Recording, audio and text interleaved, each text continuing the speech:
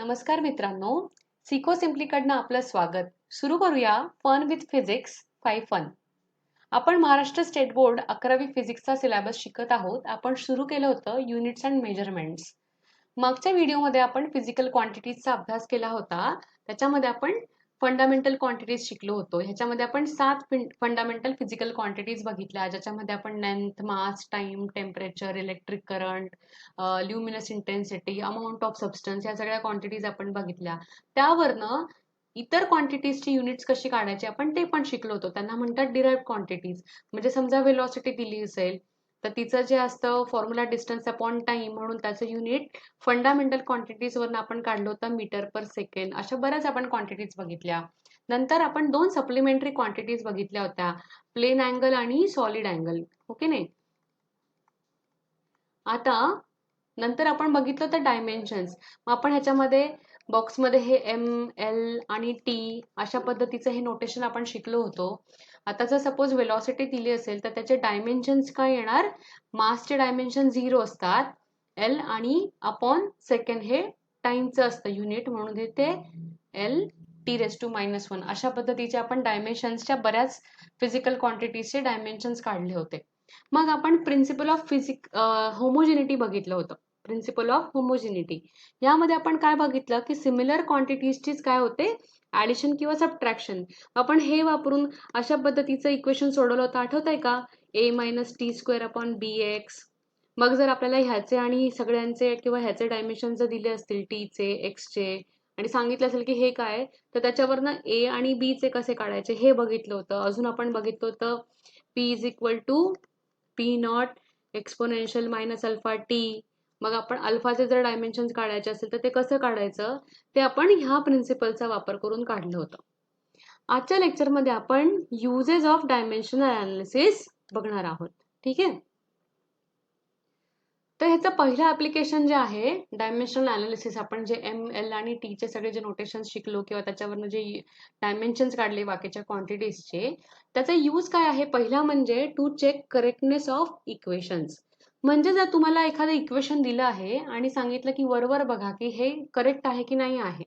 ठीक आहे. म्हणजे त्याच्या मागचं खूप डीप नॉलेज जरी नसेल तरी वरपांगी तुम्ही ओव्हरऑल सांगू शकतात की इक्वेशन जी मांडणी आहे ती करेक्ट आहे की नाही. आता समजा आपण एक एक्झाम्पल घेऊया. ठीक आहे. S =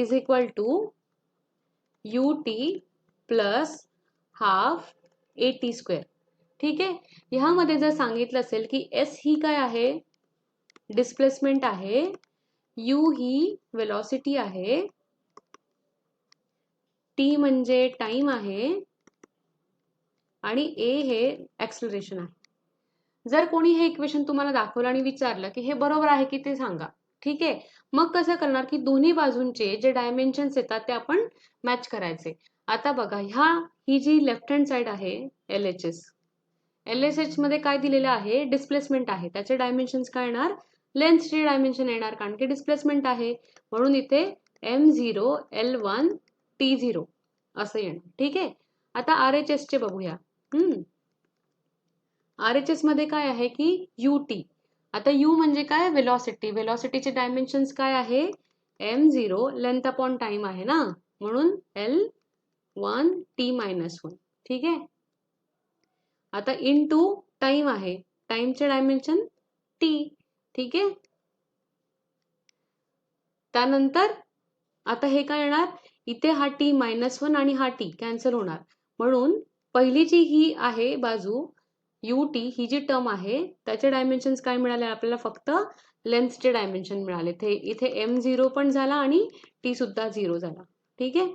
आता दुसरी टर्म जी आहे ती ऍडिशन काय केलेली आहे? हाफ at² आहे. आता हाफ हा जो नंबर आहे 1/2 हा डायमेन्शन लेस आहे. आता at² चे डायमेन्शन काढू. A एक्सलरेशन आहे, म्हणून काय आहे त्याचे dimension? Metre per second square, म्हणजे मास 0, लेंथ 1 आणि T⁻² येणार. हे काय आहे? Metre per second square, L/T². ठीक आहे. हे झाले एक्सलरेशनचे. इनटू T² आहे, बरोबर, याचे डायमेन्शन हा T. ठीक आहे. मग काय येणार? पुन्हा हा T⁻² आहे आणि हा T2 आहे, म्हणून पुन्हा ह्याचं काय होणार? T⁻0 होणार, म्हणून M0 L1 T0 येणार, बरोबर. म्हणजेच काय की ह्या सगळ्या टर्मचे आता हे ऍडिशन जर केलं ह्या दोघांचे, ह्याचे आणि ह्याचे, तरी पण आपल्याला काय येणार, हेच डायमेन्शन येणार. म्हणजे डायमेन्शनली हे इक्वेशन कसं आहे, करेक्ट आहे. ठीक आहे, हे आपण सांगू शकतो. आता दुसरं एक्झाम्पल बघा. समजा असं दिलेलं आहे की हे इक्वेशन आहे t is equal to 2 pi under root L upon G. ठीक आहे, आता ह्याच्यामध्ये आपल्याला सांगितलं की t जो आहे तो टाइम पिरियड आहे. ठीक आहे, म्हणजे टाइम. त्याच्यानंतर L लेंथ आहे आणि G हे काय आहे, ग्रॅव्हिटेशनल एक्सलरेशन. ग्रॅव्हिटेशनल एक्सलरेशन आहे. ठीक आहे, मग आपल्याला सांगायचं आहे की हे इक्वेशन जे दिलेलं आहे ते करेक्ट आहे की नाही आहे. आता बघा, चे डायमेन्शन काय येणार, पुन्हा आपण LHS घेतली, त्याचे डायमेन्शन काय आले, t आहे. मग t चे डायमेन्शन्स काय येणार, m0 l0 t, बरोबर. याच्यामध्ये मास नाही, लेंथ नाही, फक्त टाइम आहे. आता आपण राईट हँड साइड बघू. राईट हँड साइड मध्ये 2 पाय हा नंबर आहे, त्याच्यामुळे तो डायमेन्शन लेस राहणार. ठीक आहे, आता आपल्याला काय सांगायचं की स्क्वेअर रूट मध्ये L अपॉन G आहे. L ही लेंथ आहे, त्याच्यामुळे त्याचे डायमेन्शन्स येणार L, आणि G काय आहे, एक्सलरेशन असल्यामुळे त्याचे डायमेन्शन्स येणार L raise to t-2 metre per second square असल्यामुळे लेंथ अपॉन टाइम स्क्वेअर. ठीक आहे, इथे दोन्ही ठिकाणी m0 आहे, ते आपण नंतर मांडू. मग आता इथे काय झालं की हे आणि हे कॅन्सल झालं. हा t-2 वर जाणार आणि काय होणार, t चा स्क्वेअर होणार. स्क्वेअरचा रूट म्हणजे स्क्वेअरचा अंडर रूट काढला की काय येणार, पुन्हा t येणार, बरोबर. म्हणजे आता आपले उरले काय डायमेन्शन्स, पुन्हा RHS चे काय झाले,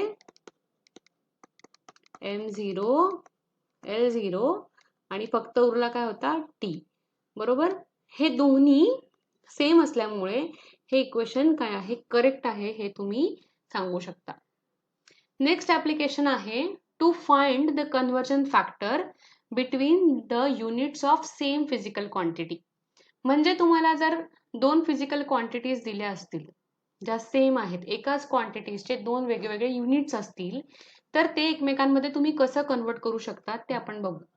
समजा आता आपल्याला दिलं आहे की 1 न्यूटन बरोबर किती डाइन असं विचारलं असेल समजा, म्हणजे किती नंबर इथे घेतला, किती डाइन घेतले की 1 युनिट होतो असं विचारलं असेल, तर ह्याचं उत्तर हे डायमेन्शनल अनालिसिस वरनं कसं सांगायचं. तर एक महत्वाची गोष्ट लक्षात घ्या की ह्या ज्या फिजिकल क्वांटिटीज असतात, मी इथे PQ असं लिहिते म्हणजे फिजिकल क्वांटिटीज, ह्यामध्ये काय असतात की दोन भाग असतात. एक असतो नंबर आणि दुसरं असतं त्याचं युनिट. म्हणजे आता समजा 1 न्यूटन असं इथे दिलेलं आहे, म्हणजे 1 आणि पुढे काय आहे त्याचं युनिट आहे हे. ठीक आहे, तर आपल्याला हा फॉर्म्युला लक्षात ठेवायचा आहे, N1U1 is equal to N2U2. जेव्हा एकच टाईपची फिजिकल क्वांटिटी असते. आता हे न्यूटन आणि डाइन हे दोघंही काय आहे, फोर्सचे युनिट्स आहेत, बरोबर. हे आहे जे ते CGS मध्ये आहे आणि हे MKS मध्ये आहे. ठीक आहे, अशा वेळेस जेव्हा एकच फिजिकल क्वांटिटी असते, जशी ही फोर्स आहे, तर त्याचे युनिट्स कसे कन्वर्ट केले जातात, ह्या फॉर्म्युलाने N1U1 is equal to N2U2. हा फॉर्म्युला वापरून आता आपण काढूया की किती डाइन म्हणजे 1 युनिट. ठीक आहे, आता इथे N1 काय आहे, 1. युनिट काय आहे आपलं, न्यूटनचं. ठीक आहे, N2 आपल्याला माहिती नाही आणि हे युनिट आहे डाइन, बरोबर. आता 1 न्यूटन, न्यूटनचे डायमेन्शन्स आता आपण लक्षात घेऊ. हे फोर्सचे युनिट असल्यामुळे kg metre per second square acceleration. मग आता ह्याचं काय झालं, मास L T-2 kg metre per second square, हे झाले याचे डायमेन्शन्स. आता इथे N1U1 असं लिहिलेलं आहे म्हणून मी ह्या बाजूला सगळ्यांना 1 1 लिहिते. ठीक आहे, N2 आपल्याला माहिती नाही. ठीक आहे, आता हे पण फोर्सच युनिट आहे, मग ते इथे लिहिणार मी M2L2 T2 2. ठीक आहे, आता मला N2 काढायचा आहे, तो मी इथेच ठेवते आणि हे इकडे घेऊन येते. ठीक आहे. मग आपण काय लिहिणार? M1 L1 T1 raised to -2 upon M2 L2 T2 raised to -2. हे म्हणजे काय झालं आपलं? N2. बरोबर. आता आपण काय करू? ह्यांना सगळ्यांना सेपरेट सेपरेट ब्रॅकेटमध्ये टाकूया. M1 upon M2 L1 upon L2. आता हा दोघांचाही घातांक कॉमन येणार ह्याचा पॉवर. ठीक आहे. T1 upon T2 race to -2. ठीक आहे. मग आता M1 L1 आणि T1 हे MKS काय आहे? MKS मध्ये असल्यामुळे हे kg मीटर आणि सेकंड मध्ये येणार. हे CGS मध्ये असल्यामुळे इथे काय येणार? हे ग्राम, हे सेंटीमीटर आणि हे सेकंड मध्ये येणार. ठीक आहे. मग आपण लिहून घेऊया इथे. हे 1 kg अपॉन 1 ग्राम. हे 1 मीटर अपॉन 1 सेंटीमीटर.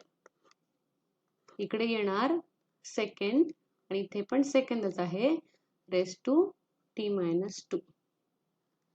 ठीक आहे. मग आता इथे आपण याचे केजीचे ग्राम मध्ये कन्वर्ट करू, मीटरचे सेंटीमीटर मध्ये कन्वर्ट करू. ते काय येणार आपल्याला? इथे येणार 1000 ग्रॅम अपॉन 1 ग्रॅम. हे दोघं कॅन्सल होतील बरं का. इथे येणार 1 मीटर म्हणजे किती सेंटीमीटरचे होतात? 100 सेंटीमीटरचे होतात 1 मीटर. ठीक आहे. मग हे ग्राम ग्राम कॅन्सल झाले, सेंटीमीटर सेंटीमीटर कॅन्सल झाले आणि हे 1000 इंटू 100 किती झाले? 10⁻⁵. म्हणजे N2 काय झाला? 10⁻⁵. म्हणून इथे काय येणार answer? 1 newton is equal to 10⁵ dyne. Correct. अजून एक एक्झाम्पल करायचं. आता त्या एक्झाम्पल मध्ये विचारलंय की 1 joule is equal to how many erg. हे माहिती आहे ना की हे MKS मधलं एनर्जीचं युनिट आहे जूल आणि हे CGS मधलं युनिट आहे अर्ग. ठीक आहे. मग आपण पुन्हा तेच करायचं. ठीक आहे. N1 U1 is equal to N2 U2. Formula मांडला. इथे N1 1 आहे. आता जूल हे एनर्जीचं जे युनिट आहे ह्याचे आपण डायमेन्शन्स इथे मांडू. ठीक आहे. मग आपले फोर्सचे काय होते? kg metre per second square. Force into distance म्हणजे काय झाली? एनर्जी. बरोबर. मग इथे काय येणार? mL square T⁻². kg metre per second square मध्ये आणखीन एकदा मीटर आपण मिळवले, लेंथ मिळवली की आपल्याला एनर्जीचं युनिट आलं. हे लक्षात घ्या. इथे खाली 1 लिहून टाकू. N2 आपल्याला माहिती नाही. ठीक आहे. आता इथे M2 L2 स्क्वेअर T1⁻². इथे लिहायचं. हा. आता आपल्याला N2 काढण्यासाठी काय करायचं? हे इकडे येऊन डिव्हाइड केले. मग इथे M1 L1 square T1⁻². M2 L2 square T1⁻². T2. गडबड होते. ठीक आहे. आता आपण हे काय करणार? सेपरेट सेपरेट लिहायचं. M1 upon M2 L1 upon L2 त्याचा स्क्वेअर कॉमन आणि इथे T1 अपॉन T2⁻². आता M1 आणि L1 आणि T1 MKS मध्ये काय येणार? हे येणार kg. ठीक आहे. हे येणार 1 ग्रॅम. L1 काय आहे? मीटर. इथे सेंटीमीटर याचा स्क्वेअर. इथे पण सेकंड, इथे पण सेकंड याचा -2. ठीक आहे. आता 1 kg म्हणजे किती ग्राम झाले? 1000 ग्राम डिवाइड बाय 1 ग्राम. ठीक आहे. आता हे मीटर आहे, मीटर म्हणजे 100 सेंटीमीटर डिवाइड बाय सेंटीमीटर. हे सेकंड आणि सेकंड कॅन्सल झाले. ठीक आहे. मग आता आपल्याला काय मिळालं, ह्याचा इथे स्क्वेअर आहे. मग हे होणार हे 10⁻³ आणि हे ह्याचा स्क्वेअर झाल्यामुळे 10⁻⁴ होणार. बरोबर. हे 3 आणि हे 4 ह्याचे काय झाले 10⁻⁷. म्हणून ह्याचा आन्सर येणार 1 जूल इज इक्वल टू 10⁻⁷ अर्क. बरोबर. हे एनर्जीचंच युनिट आहे. अर्क टू जूल आणि जूल टू अर्क कन्वर्ट करण्यासाठी आपण आता काय वापरलं, डायमेन्शनल अनालिसिसचा यूज केला. पुढचं ऍप्लिकेशन आहे to establish the relation between related physical quantities. आता काय आहे की फिजिकल क्वांटिटीज मध्ये रिलेशनशिप कसं इस्टॅब्लिश करायचं ते आपल्याला बघायचं आहे. मग आता समजा तुम्हाला माहिती नाही की व्हेलॉसिटीचा काय फॉर्म्युला आहे.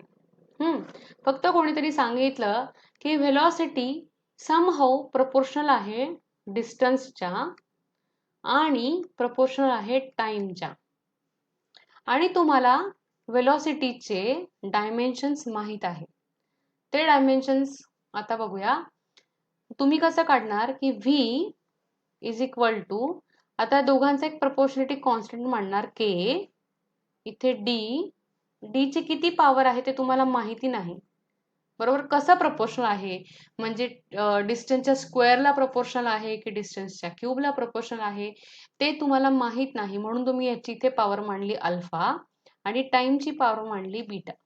ठीक आहे. टाइम बीटा मांडली. ठीक आहे. आता तुम्हाला ह्याचे डायमेन्शन्स माहिती आहे. ठीक आहे. ते काय आहे, लेंथ अपॉन टाइम आहे ना, म्हणून m0 l t-1 आहे. ठीक आहे.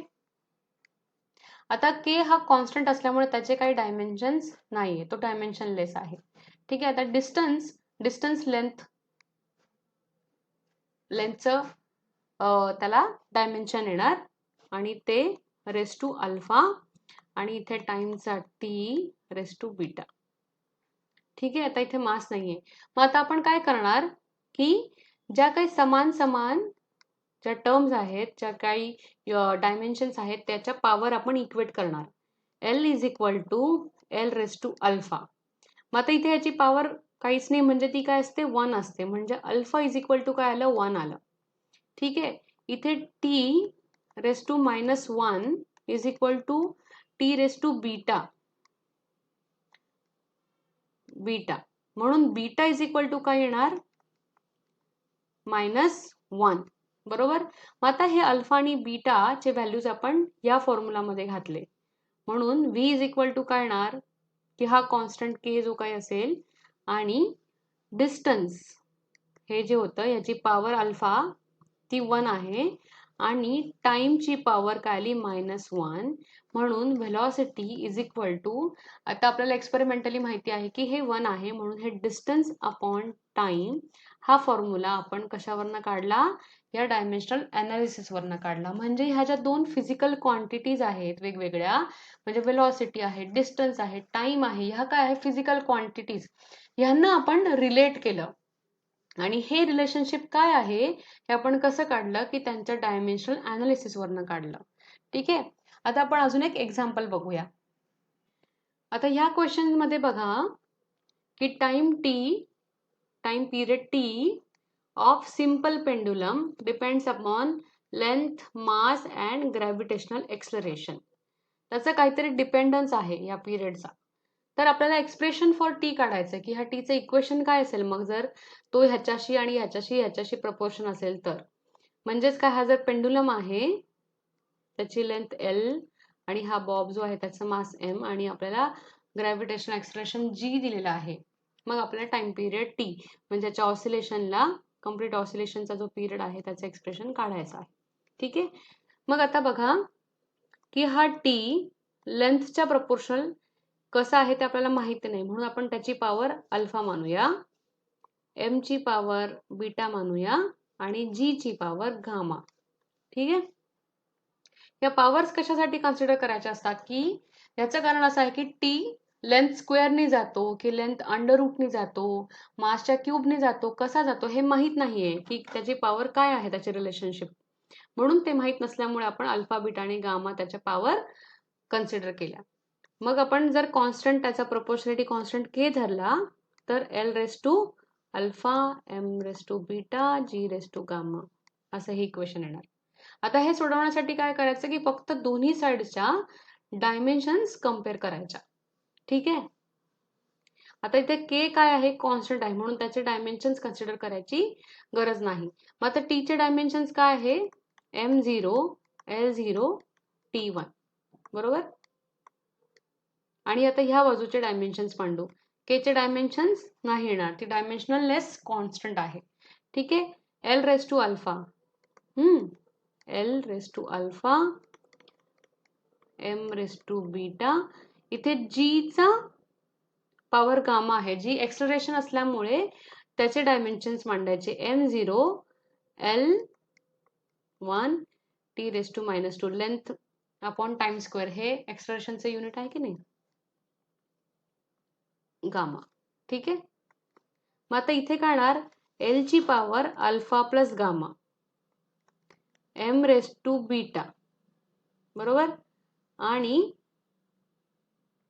टी रेस टू -2 गामा असं येणार. बरोबर की नाही. बघा पॉवर चेक करा. करेक्ट आहे. सिंपल पॉवर लॉज वापरलेत मी. आता काय करायचं, ते दोन्ही सेम ज्या क्वांटिटीज आहेत त्याच्या पॉवर्स कम्पेअर करायच्या. आता एम ची पॉवर 0, इकडे काय आहे एम ची पॉवर बीटा आहे. ठीक आहे. म्हणून बीटा इज इक्वल टू 0 आला. ठीक आहे. आता इथे बघा, इथे काय आहे की अल्फा प्लस 1, एल ची पॉवर इथे अल्फा प्लस गामा आहे आणि इथे एल ची पॉवर 0 आहे. म्हणून काय येणार की alpha is equal to minus gamma हे इक्वेशन येणार. इथे बघा की T raise to -2 gamma is equal to T raise to 1 आहे. ठीक आहे. म्हणजेच काय येणार, इथे -2 गामा इज इक्वल टू 1 येणार, gamma is equal to -half येणार, -1/2. आणि इथे जर त्याची किंमत टाकली तर आपल्याला अल्फा काय मिळणार आहे, हाफ मिळणार आहे. बरोबर. ह्या इथे व्हॅल्यूज आपल्याला मिळाल्या, अल्फा बीटा गामा. आता ते ह्या इक्वेशन मध्ये टाकूया. म्हणजे T is equal to K L raise to alpha म्हणजे 1/2 एम रेस टू बीटा म्हणजे 0 आहे आणि जी रेस टू गामा म्हणजे -1/2 बरोबर. आता जर हे सरळ सरळ मांडलं तर कसं येणार, के हे हाफ आणि हे -हाफ आहे म्हणजे हे स्क्वेअर रूट मध्ये जाणार आणि हे स्क्वेअर रूटच्या इथे एलच्या खाली जाणार. बरोबर. आणि m0 असल्यामुळे ह्याची व्हॅल्यू 1 येणार. हा झाला ह्याचा फॉर्म्युला. इथे लिहिते मी. म्हणजे फायनल फॉर्म्युला काय आपला, T is equal to K √L/G. हे आपण कशावरनं काढलं, फक्त त्याच्या दोन्ही बाजूंच्या डायमेन्शन्स मॅच केल्या आणि ते रिलेशनशिप कसं असू शकतं हे आपण मांडून दाखवलं. आता आपल्याला एक्सपिरियन्स किंवा नॉलेजवरनं माहिती आहे की हा कॉन्स्टंट 2π असतो. म्हणून मग आपण हे लिहू शकतो की T is equal to 2π √L/G. ठीक आहे. काय काढायचं आपल्याला, centripetal force F acting on a particle depends upon mvr. Find expression for F. म्हणजे जे फोर्स आहे, केंद्रीय बल, सेंट्रिपेटल फोर्स. आता हा समजा की हा पार्टिकल आहे, ह्याचं मास m आहे. हा पार्टिकल ह्या सर्क्युलर पाथ मध्ये फिरतो आहे.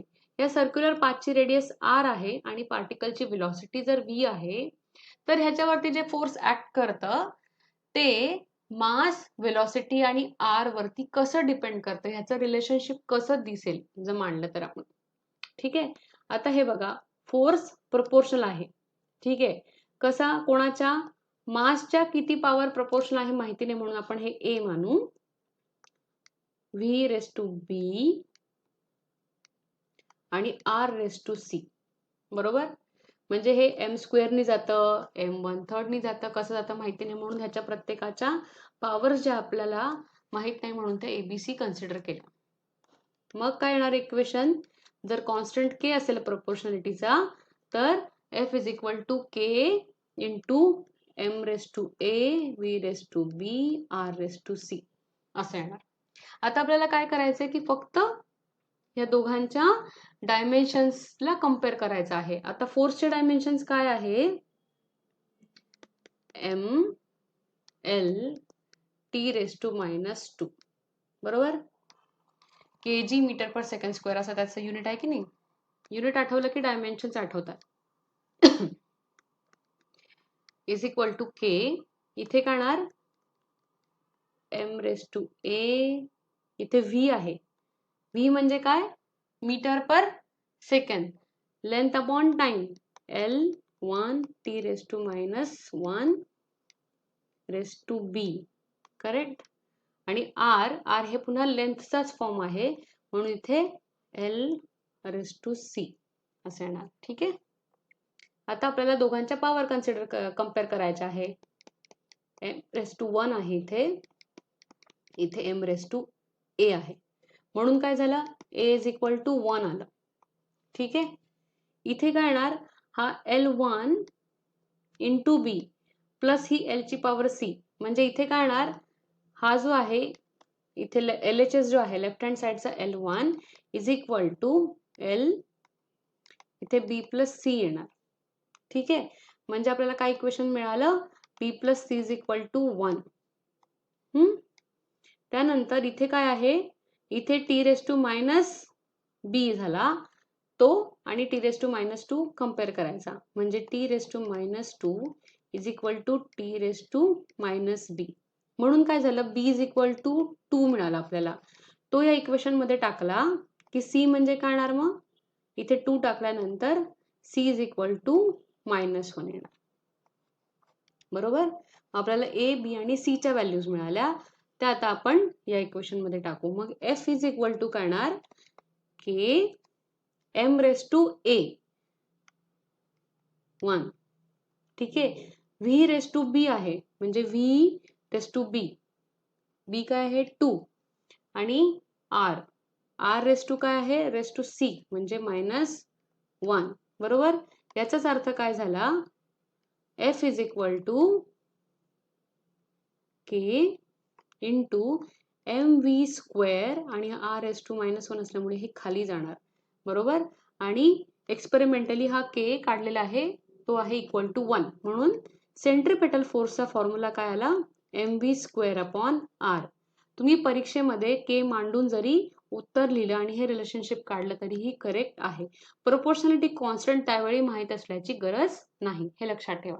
ठीक आहे. आता आपण पुढे जाऊया. आता हा जरा नवीन प्रकारचा क्वेश्चन आहे. यामध्ये काय आहे की दिलं आहे की कन्सिडर म्हणजे if F, V and T are fundamental quantities, find dimensions of energy E. या प्रश्नाचा अर्थ असा होतो की E हे F, V आणि T वरती कशा पद्धतीने डिपेंड करतं हे विचारलेलं आहे. किंवा असं विचारलेलं आहे की MLT सारख्याच, आता आपल्याला माहिती आहे की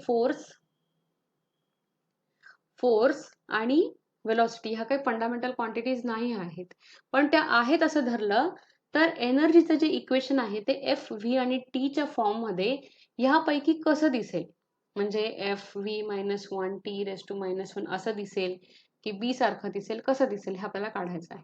ठीक आहे. मग आपण बेसिक इक्वेशन लिहू की energy is proportional to F, V and T, but we don't know की त्याची पॉवर काय आहे, त्याच्यामुळे इथे आपण A याची पॉवर B आणि याची पॉवर C कन्सिडर करू. इथे मग आपण प्रोपोर्शनॅलिटी कॉन्स्टंट धरायचा k, म्हणून आपण इक्वल साइन वापरू शकतो F⁴a v⁴b t⁻⁻c. ठीक आहे. मग आता एनर्जीचे डायमेन्शन्स लिहूया. ते काय आहे, फोर्स इंटू डिस्प्लेसमेंट. हा फॉर्म्युला आठवला की आपल्याला आठवतं km l² t⁻². हे काय आहे एनर्जीचे डायमेन्शन्स. इथे k चे काय आहे ते युनिटलेस आहे, हा कॉन्स्टंट आहे, त्याच्यामुळे ह्याचे डायमेन्शन लेस होणार हा के, त्याच्यामुळे त्याचे आपल्याला डायमेन्शन्स घ्यायची गरज नाही. इथे f raise to a, v raise to b आणि t रेस टू c म्हटलेलं आहे. ठीक आहे, आपण f चे ब्रॅकेटमध्ये डायमेन्शन्स लिहूया. हे काय आहे, मास इंटू एक्सलरेशन म्हणजे kg metre per second square. So m l t minus 2 raise to a. v काय आहे, मीटर पर सेकंड म्हणजे l t मायनस 1, इथे येणार b आणि इथे येणार t रेस टू c. बरोबर, इथे आता ह्याची आपण टोटल यांची सम करूया, नेट पॉवर मांडू. m रेस टू a आहे. ठीक आहे, आता l ची पॉवर बघा, इथे a आणि इथे पॉवर b आहे, ह्याची काय होणार, दोघांची सम होणार.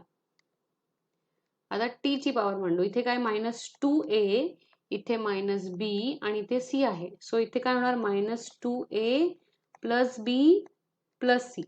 हे झाले t ची पॉवर. आता ती आपल्याला कशाबरोबर कन्सिडर करायची आहे, इथल्या या पॉवर्स बरोबर, m raise to 1 l square t raise to -2.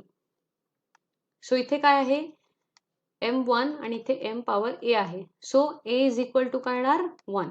हे सोपं आहे. ठीक आहे, आता इथे बघा l स्क्वेअर आहे आणि इथे l raise to a plus b आहे. सो इक्वेशन काय आलं आपलं, a plus b is equal to 2 येणार. आता इथे a1 ऑलरेडी दिलेला आहे म्हणून b ची व्हॅल्यू काय येणार, 1. बरोबर, इथे 1 टाकल्यानंतर आता t रेस टू -2 बरोबर काय येणार, t raise to -2a plus b plus c. ठीक आहे, म्हणजे इक्वेशन काय आलं आपलं, -2 is equal to -2a plus b plus c. आता इथे a आणि b ची आपण व्हॅल्यू जर घातली तर इथे काय येणार, -2 इंटू 1 म्हणजे -2 प्लस 1 म्हणजे इथे काय होणार, -2 प्लस 1 -1 येणार. बरोबर, म्हणजे काय येणार, -2 is equal to -1 plus c. हा इकडे जाऊन काय होणार, -1. म्हणजे आपल्याला c ची काय व्हॅल्यू आली आता, c इज इक्वल टू -1. या आपल्या व्हॅल्यू झाल्या. बरोबर, हे सिंपल इक्वेशन्स आहेत, सोडवायला सोपे. ठीक आहे, आता आपल्याला ते ह्या इक्वेशन मध्ये लिहायचे ए बी सी. बरोबर, म्हणजे एनर्जीचे इक्वेशन काय येणार, E is equal to F raise to A म्हणजे 1. बरोबर, व्ही रेस टू बी 1 आणि T raise to C, T raise to काय आहे, -1. म्हणजे ह्याच्यातला कुठला पर्याय बरोबर येणार, एफ व्ही टी -1. बरोबर, E इज इक्वल टू, इथे जर हा कॉन्स्टंट धरला तर, पण तो डायमेन्शनलेस आहे म्हणजे डायमेन्शन्स काय येणार, एफ व्ही टी पॉवर -1. हे झालं एनर्जीचं equation in terms of F V T. ठीक आहे, आता या डायमेन्शनल अनालिसिसचे काही लिमिट्स आहेत, ते लिमिट्स आपण बघू आणि ते का आहेत ते पण तुम्हाला कळेल की हे जे डायमेन्शनल अनालिसिस आहे हे कुठे कुठे काम नाही करत, आपल्याला कळेल. ठीक आहे, पहिलं म्हणजे काय की you cannot find proportionality constant.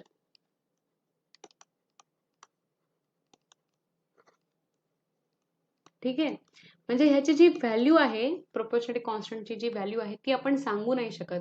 म्हणजे मगाशी जे इक्वेशन सांगितलं होतं ना, T is equal to some constant into √L/G, हे इक्वेशन आहे. आता ह्याच्यामध्ये ही के ची व्हॅल्यू काय आहे ते आपल्याला एक्सपेरिमेंटली कळेल किंवा दुसऱ्या मॅथमॅटिकल अनालिसिसवरनं कळेल, पण डायमेन्शनली हे इक्वेशन करेक्ट आहे. T is equal to √L/G हे बरोबर आहे, पण ही व्हॅल्यू काय आहे ते माहिती नाही. म्हणजे मगाशी आपण लिहिलं होतं की T is equal to 2π √L/G हे लिहिलं होतं. ह्याच्यामध्ये 2π ही व्हॅल्यू कुठून तरी काढलेली आहे, ही एक्सपेरिमेंटली काढलेली आहे. इथे काय डायमेन्शनली √L/G चे डायमेन्शन्स टी इतकेच येणार, पण त्याच्यावरनं ही व्हॅल्यू काढू शकत नाही, हे याचे लिमिटेशन आहे. दुसरं काय आहे की हे आपण युजफुल नाहीये कुठे, जेव्हा ट्रिग्नोमेट्रिक रेशोज जे आहे, ट्रिग्नोमेट्रिक रेशोज जर असतील और एक्सपोनेन्शियल टर्म्स असतील,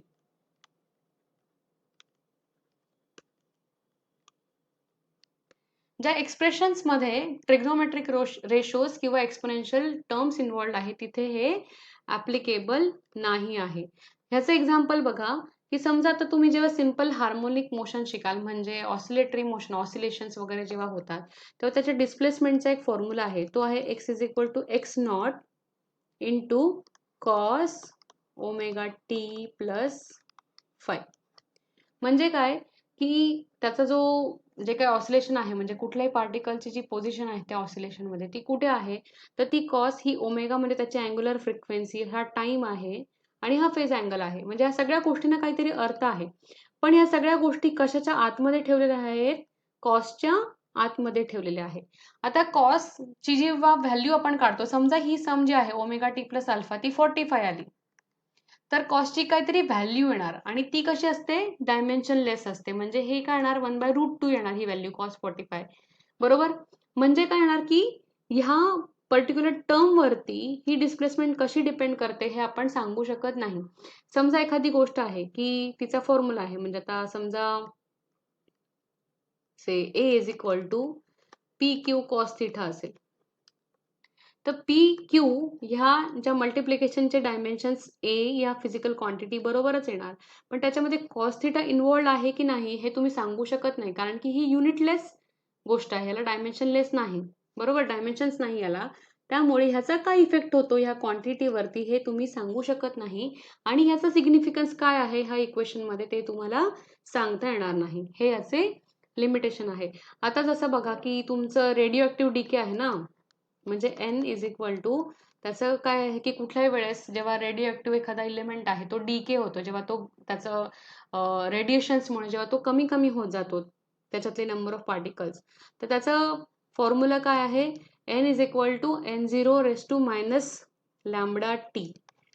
टी काय आहे? त्याची हाफ लाईफ. बरोबर, हा रेडिओ ऍक्टिव्ह कॉन्स्टंट असतो हा. बरोबर. इथे काय आहे की एक्सपोनेन्शियल हा काहीतरी नंबर आहे. हा नंबर काय आहे? ई काय असतो नेहमी 2.718 वगैरे ही त्याची व्हॅल्यू आहे. बरोबर. आणि त्याची मायनस लॅम्बडा टी काय आहे? पॉवर आहे. ही पॉवर म्हणजे हे जर आपण काढलं तर हा काहीतरी एक नंबर येणार, 5 येणार, 2 येणार, व्हॉट एव्हर. म्हणजे एक्सपोनेन्शियल -2 येईल, 3 येईल किंवा काही नंबर येऊ शकतो हा. ही जी टर्म आहे ही काय आहे? हा एक नंबर असल्यामुळे ही डायमेन्शनलेस असणार. बरोबर. त्याच्यामुळे अशा पद्धतीचं इक्वेशन तुम्ही हा डायमेन्शन अनालिसिस करून मांडू शकणार नाही, कारण की याच्यामध्ये अशा पद्धतीच्या टर्म्स इन्व्हॉल्ड असतात. याचं तिसरं लिमिटेशन काय आहे? तिसरं लिमिटेशन म्हणजे काय आहे की ज्या ठिकाणी प्रोपोर्शनॅलिटी कॉन्स्टंट जो आहे आपला, proportionality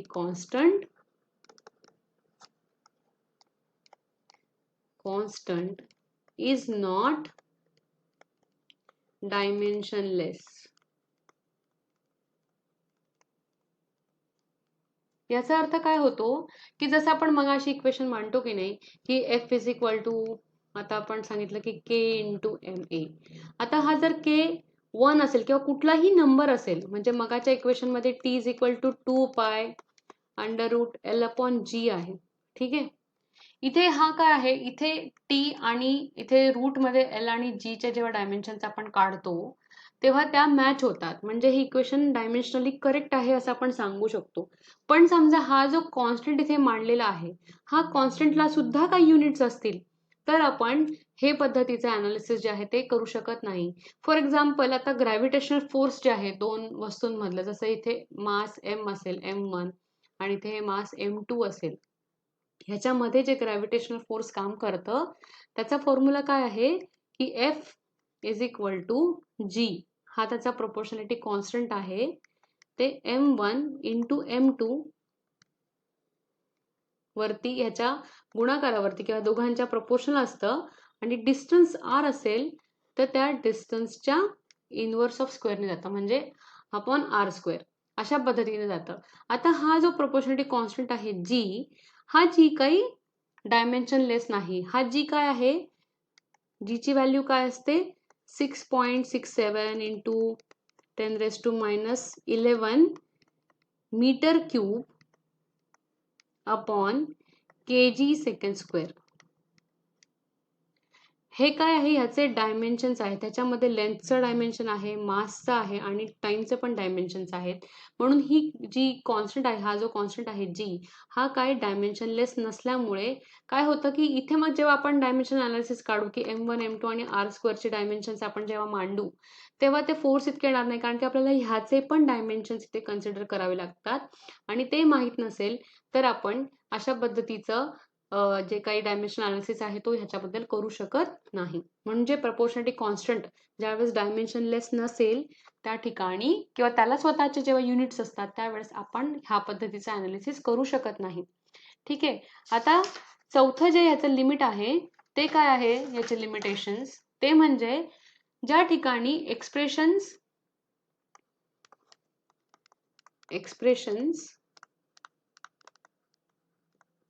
involve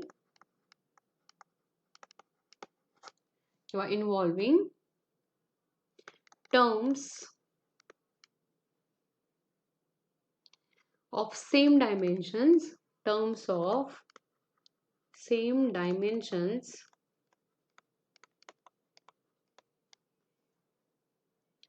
and separated by plus or minus sign. याचा अर्थ काय होतो की समजा आता तुम्हाला असं दिलं की असं इक्वेशन आहे S is equal to UT. हे इक्वेशन करेक्ट आहे का ते सांगा. मग तुम्ही काय करणार, इथे ह्याचे डायमेन्शन L आहे, हे S डिस्प्लेसमेंट आहे, U वेलोसिटी असल्यामुळे L T-1 येणार आणि इथे T चे डायमेन्शन येणार T, इथे T-1 T कॅन्सल होणार. म्हणजे काय येणार, हे इक्वेशन करेक्ट आहे असं तुम्ही सांगणार. पण ऍक्च्युअल जेव्हा आपण मेकॅनिक्स शिकू तेव्हा आपल्याला समजतं की S इज इक्वल टू काय आहे, UT प्लस हाफ AT² आहे. आता हाफ AT² ही जी टर्म आहे ह्याचे डायमेन्शन सुद्धा आपल्याला L मध्येच मिळेल. आपण हे काढलं होतं मगाशी, बरोबर की नाही. ह्याचे पण डायमेन्शन्स L येतात, लेंथ मध्येच येतात, ह्याचे पण तसेच येतात आणि ह्याचे पण तसेच येतात. पण ज्यावेळेस एकापेक्षा जास्त टर्म्स आहेत आणि त्या प्लस किंवा मायनसने सेपरेट केलेल्या आहेत त्यावेळेस आपण ही टर्म म्हणजे S is equal to UT हे इक्वेशन करेक्ट आहे की S is equal to 1/2 AT² हे इक्वेशन करेक्ट आहे की final equation S is equal to UT plus half AT² हे इक्वेशन करेक्ट आहे. म्हणजे ह्यापैकी कुठलं इक्वेशन करेक्ट आहे असं विचारलं तर आपण ते डायमेन्शनली सांगू शकत नाही अनालिसिस करून, कारण की एक्झॅक्टली नाही सांगू शकत, कारण की हे पण बरोबर येईल, कारण की ह्याचे पण डायमेन्शन्स येतील, हे पण बरोबर येईल आणि हे पण बरोबर येईल. त्याच्यामुळे आपला गोंधळ होऊ शकतो. म्हणजे जर इक्वेशन ऍक्च्युली दिलं असेल तर ते करेक्ट आहे की नाही आहे ते सांगू शकतात, पण त्याचं जे रिलेशन आहे ते UT बरोबर कसं आहे आणि हाफ AT² बरोबर आहे, म्हणजे त्याच्यामध्ये सम आहे की मायनस आहे, हे आपण ह्याच्यावरनं सांगू शकत नाही. तर आजसाठी इतकंच. Thank you so much.